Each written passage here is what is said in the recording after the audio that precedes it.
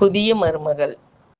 மாலை தீபம் ஏற்றிவிட்டு நெற்றியில் முருகா எனக் கூறி திருநீறு வைத்துக்கொண்டு நாற்காலியில் அமர்ந்தாள் சுமதி. கைபேசி அழைக்கவும் எடுத்தவள் தன் தோழி சுதா அழைப்பதைக் கண்டு, ஹலோ சுதா, எப்படி இருக்கிறாய் என்றாள். நான் நல்லா இருக்கேன் சுமதி. உன் மகன் கல்யாணத்துக்கு வர முடியல. மருமகள் வந்தாச்சு. வீட்டில் இனி தனிமை இருக்காதே.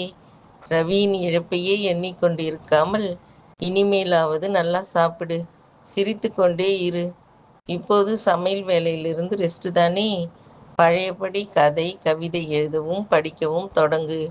இருக்கும் நாள் வரை சந்தோஷமாயிரு. ஆமாம், என்ன லஞ்ச் இன்னைக்கு? வெஜ் புலாவ், தயிர் சாதம், சேனை வறுவல், ஊறுகாய் என்றேன். அப்படியா? மருமகள் கெட்டிக்காரிதான். உன்னைப் போலவே திறமையாக சமைப்பா போலிருக்கே.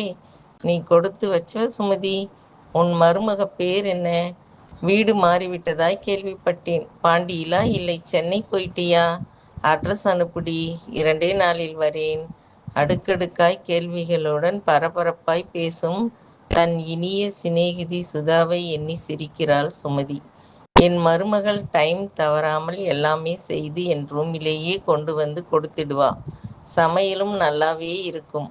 காலை முதல் இரவு வரை காபி, டிஃபன், லஞ்ச், டின்னர் எல்லாம் டைம் தவறாமல் செஞ்சு. Sudha, no problem anymore. I am the happiest person now என்றேன். ஓகே ஓகே, ரொம்ப தான் பீத்திக்காதே. இன்னும் 2 வருஷத்துல என் பிள்ளைக்கும் கல்யாணம் பண்ணிட்டு அப்புறமா உன்னை கவனிச்சுக்கிறேன் என சிரித்தாள். இறைவா என்றபடி சுதா.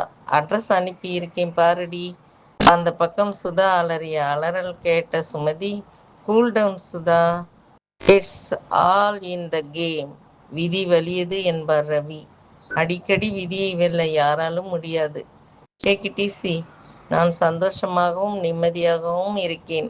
நீ கிளம்பி வா. இருவரும் பார்த்து 3 வருஷத்துக்கு மேலாச்சு என்றவள் பட்டென்று கைபேசியை கட் செய்தாள். விழியோரம் நீர் கசிய தான் அனுப்பிய முதியோர் இல்லத்தின் முகவரியை பார்த்தவள் தனக்குள்ளே சொல்லிக் கொள்கிறாள்.